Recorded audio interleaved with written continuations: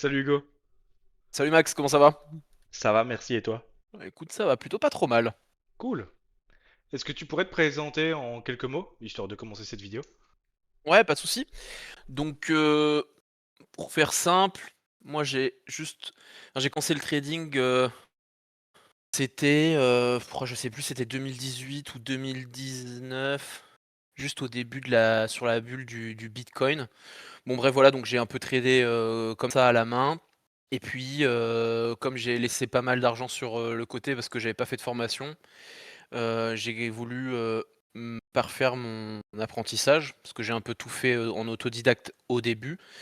Donc j'ai fait la formation de chez Marc-Antoine, donc la formation de Xelos en distanciel et donc moi je l'ai faite au mois de mars 2024 et puis, j'ai tradé, la méthode, jusque ouais, fin décembre avec, plutôt pas trop mal, enfin plutôt des très bons résultats. Et puis après, c'est vrai que j'ai été introduit par, Lilian qui avait fait le podcast avec moi, chez Marc-Antoine, enfin qui m'a introduit, on va dire dans le Discord actuel. Et puis après, bah, c'est grâce à ça qu'on a fait un peu plus ample, connaissance et où j'ai été introduit donc par toi et Gwen, tout ce qui est, flux, deep chart et toutes ces petites choses là, quoi. Donc voilà un peu mon parcours, en grandes lignes, on va dire. Ouais, donc c'est vrai que ça fait un bon mois que tu nous as rejoints. T'as pu penser quoi des outils qu'on propose sans proposer, je veux dire, une stratégie de trading ou autre, sans apporter une solution miracle, mais plutôt de ces outils qu'on propose pour cadrer en fait un peu tout type de trading. Bah, déjà, il y a l'utilisation de DeepChart qui est bon, alors déjà de un, c'est pas votre logiciel, mais c'est vrai que vous êtes un peu la seule communauté, on va dire française, actuelle qui le met, déjà en lumière et qui, met en avant son utilisation et qui explique aux gens dans le Discord comment l'utiliser, comment le configurer et toutes ces choses-là. Parce que bon, c'est vrai que c'est toi qui m'avais aidé aussi à le configurer. Donc je dirais que déjà de un c'est le premier point important, sans rentrer forcément dans les détails de DeepChart, hein, parce que si on devait rentrer dans les détails, je pense qu'on en aurait pour beaucoup plus longtemps. Et puis après ça va être tout ce qui va être l'explication sur, la lecture, du, flux d'options avec tout ce qui est put, call, et puis, les notionaux, du SP500, et du Nasdaq. Et puis c'est vrai qu'en fait, ben, le fait de devoir rajouter tout ça dans une stratégie de trading qui, pour ma part, est du scalping. Je parle pas de forcément faire du scalping contraire, mais juste du scalping. C'est vrai que ça permet quand même beaucoup, de pouvoir d'avoir une facilité de scalping, je dirais, que je n'avais pas avant. C'est des outils en plus qui te permet franchement d'avoir une meilleure lecture du carnet d'ordre et aussi du marché. Et donc de pouvoir prendre des entrées, quelles qu'elles soient, vente ou achat, qui soient un peu plus, tranchantes. Et en commençant par DeepChart, en quoi vraiment spécifiquement DeepChart t'a aidé sans nécessairement changer ton trading? Bah, donc maintenant, c'est vrai que j'utilise quand même pas mal le flux d'options, pour lire un peu la tendance de fond du marché, mais c'est vrai qu'à la base, j'ai pas tout de suite tradé avec le flux d'options. Donc si je devais revenir juste à du basique, sur DeepChart, c'est vrai que de pouvoir voir où est-ce que les volumes se sont concentrés à un moment donné avant une impulsion ou une baisse et de pouvoir se dire: «Ben, OK, ben, là, en fait, il s'est passé quelque chose». C'est comme si tu pouvais faire un peu un mapping, des journées ou même, de la journée actuelle et ça permet de me renforcer moi personnellement dans mon idée de me dire: «OK, ben là, en fait, ça peut être un bon endroit pour commencer, à scalper, parce qu'on a eu cette zone qui a bien réagi ou ça a été le début de quelque chose». Et c'est vrai que DeepChart permet, en fait, de mettre en évidence toutes ces petites, moi je les appelle, pour ma part, je les appelle des petites poussières, dans le marché que tu peux, en fait, pas voir au carnet d'ordre ou sur un graphique, en fait. Et le tout, ajouté à ça fait que, ben, en fait, tu quand même un bel outil dans la main qui te permet de faire du scalping de qualité.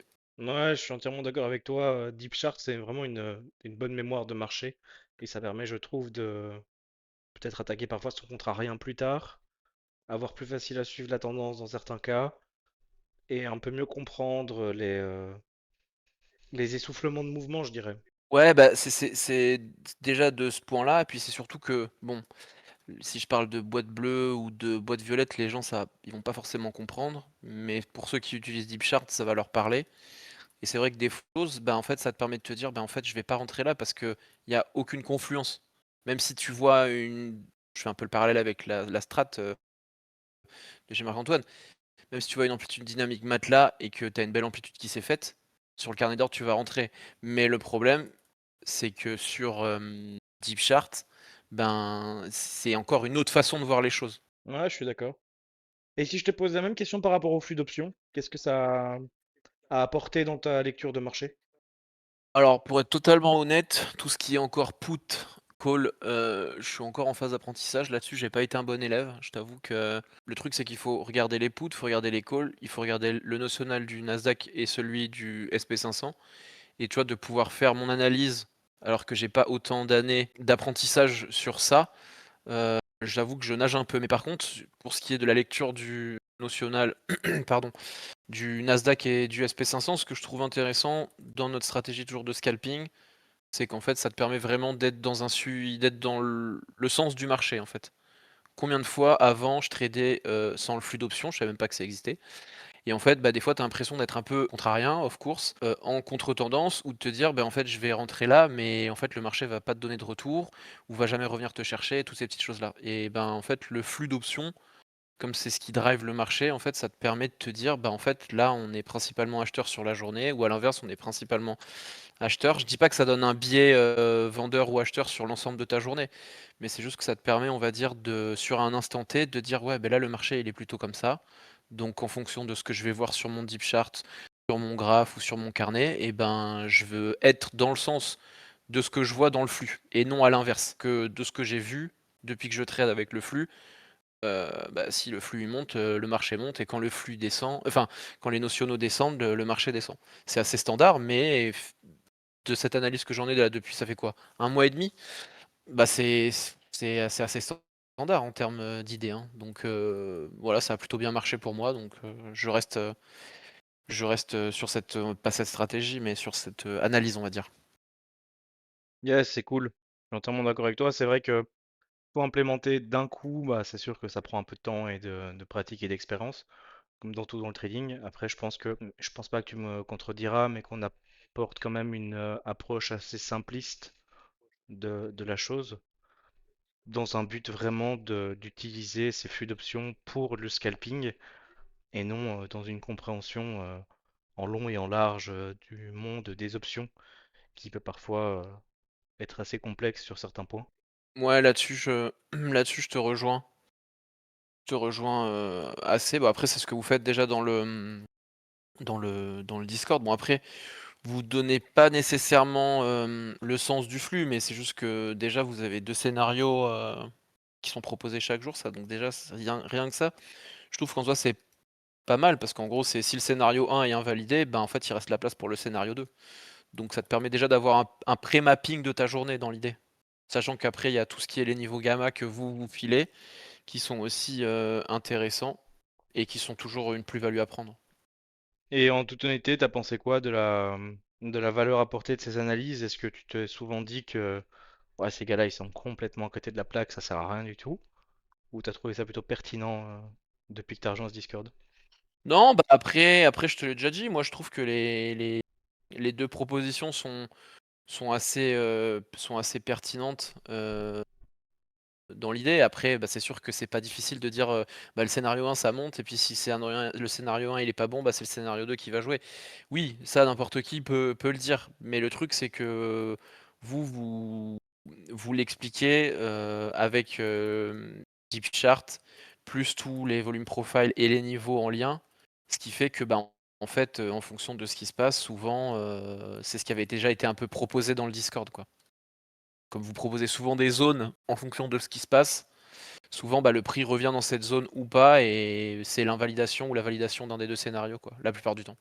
C'est ça, parce qu'on n'est pas là pour faire, pour essayer de prédire les marchés, c'est vraiment une mauvaise approche à avoir. Il faut plutôt poser ces deux scénarios et les validations, invalidations et être prêt à agir en conséquence. Mais tout trader qui essaye de prédire le Bah, de toute marché, façon, on tu les te fais à connaît, ils chaque sont fois sur les réseaux sortir, mais sociaux en train de faire du forex là. C'est ça. Bah, nous, on est plus dans une optique de s'adapter justement à ce qu'on voit, quoi. Donc c'est pour ça que ça reste intéressant de continuer ces analyses en vrai, hein. Et je te poserai encore peut-être deux questions avant de finaliser cette interview. Est-ce que tu as pu voir une amélioration de tes résultats, tant en termes de cohérence surtout, parce qu'on n'est pas là pour parler de montants, ça ne nous intéresse pas de parler des montants, mais en termes de consistance, est-ce que tu as vu un changement dans tes résultats? Est-ce que tu as eu plus facile justement à supporter ces journées explosives qu'on a eues par exemple en février? On a eu des journées de 600, 700, 800 points. Comment ça s'est passé pour toi avec ces nouveaux outils? Je dirais qu'au début, ça m'a permis d'être un peu plus patient. Après, comme effectivement, j'ai été beaucoup plus patient et que j'ai beaucoup plus utilisé ces outils, j'avais quand même un win rate qui était sans hésiter beaucoup plus important. Donc beaucoup plus de PA, beaucoup moins de cramage, heu, donc bien évidemment beaucoup plus de bénéf, hein, on va pas se leurrer, sans parler de chiffres. C'est vrai que l'utilisation du flux d'options et du deep chart, honnêtement, c'est quand même une très, très grosse plus-value parce que encore une fois, je suis pas là pour faire un comparatif ni pour, parler de strat et d'autres, mais c'est vrai que quand tu veux forcément faire du contrarien sur un mouvement qui ne fait que de monter ou que de descendre et que tu as pas de retour, c'est difficile parce que tu te retrouves un peu, enfin t'as pas d'arme quoi.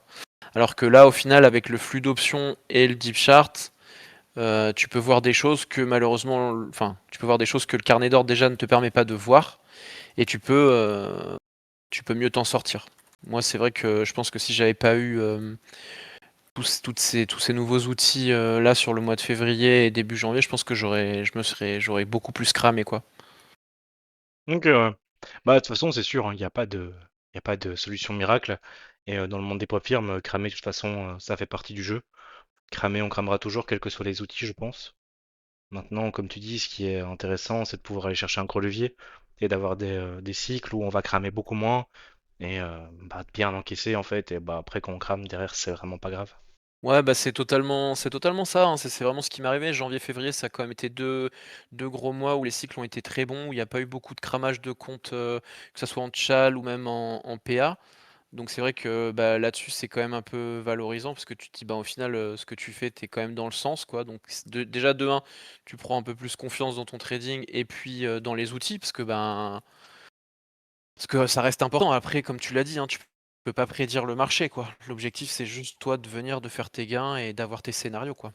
Et c'est vrai que bah, depuis l'ajout de ces 2 outils-là, c'est vrai que c'est pas mal du tout. Et petite question de la fin. Si quelqu'un hésitait de se lancer avec ces outils, qu'est-ce que tu lui donnerais comme tips, comme recommandation, je dirais? Plutôt comme conseil, tu veux dire, ouais, que Ouais. pourquoi venir, et pourquoi faire ça plutôt que d'aller ailleurs? C'est même pas une question d'aller ailleurs parce qu'encore une fois, ce qu'on propose, c'est de sublimer ta strat. Nous, on se positionne pas comme des formateurs dans le marché parce que de toute façon, on monétise pas la formation. Tout ce qui est formation, comme tu sais, tout est gratuit sur YouTube et dans le Discord. On a juste monétisé bah, notre temps au final parce que bah, nos analyses, des lives, des Ouais, bien sûr. questions-réponses, etc. Ça me semble normal de le monétiser. Hem, ben, je veux dire en f qui est assez simple en vrai, je vais parler simplement pour moi, mais dans la mesure où quelqu'un, il veut simplement réussir et qu'il a l'impression, peu importe la strat qu'il utilise, hein, qu'il lui manque, je dirais, cette petite étincelle ou ce petit truc en plus pour, éviter des fois de se faire, coller ou embarquer dans des trades infinissables, ben, je pense que rejoindre, les flux d'options et le Discord, ne serait-ce que déjà pour avoir une première idée de quoi on parle, ça peut que être bénéfique. Puis comme tu as dit, vous faites juste monétiser, les lives et Les analyses, bah, nos analyses quotidiennes, ça paraît normal. Et sinon, ouais, tout le contenu mmh. formation est gratuit. Nos débriefs sont gratuits sur YouTube. Voilà, on a vraiment tout à disposition. Ouais, donc pour en revenir à ça, je pense que s'il y a des gens qui veulent vraiment sublimer leur strat, je pense que ça a quand même une certaine plus-value, ne serait-ce que juste de venir faire un tour et de voir de quoi vous parliez, sans pour autant tout de suite mettre un billet dans DeepChart ou éventuellement pour tout ce qui est l'aspect un peu premium du Discord. Mais déjà juste de regarder les vidéos que toi et Gwen vous aviez fait et tout, et de comprendre de quoi on parle, de voir ne serait-ce que les débriefings ou même les sessions, c'est déjà une bonne plus-value, hein. Puis après, bah, bien évidemment, si ça plaît aux gens, bah, après voilà, il faut toujours un peu investir de sa poche, mais bon, c'est le jeu, hein. Tout le monde le fait, je veux dire, dans l'idée, donc voilà quoi. C'est ça, je pense que le plus intéressant, c'est s'y intéresser, comprendre la démarche, et si on est sensible, creuser le raisonnement que nous avons tous eu au final. Je pense que c'est une assez bonne idée parce que si on en est à ce cheminement aujourd'hui, c'est parce qu'on a tous connu certaines problématiques de marché, je dirais. Les problématiques de marché, on les a quand même si on utilise le flux, même si on utilise DeepChart, mais c'est vrai que je dirais que c'est pas avec la même intensité que quand j'utilisais pas ces outils. Tu vois, genre, c'est normal de se retrouver des fois collé ou pas dans le bon sens et tout. Mais c'est vrai qu'avec ces deux outils-là, tu sens quand même la différence. Ouais, c'est cool, merci pour ton temps, Hugo, et merci pour ces retours. Bah, je t'en prie, Max. Bah ouais, on se voit bientôt et puis bonne journée à toi. Avec plaisir, à toi aussi. Merci. Ciao, ciao. Ciao, ciao.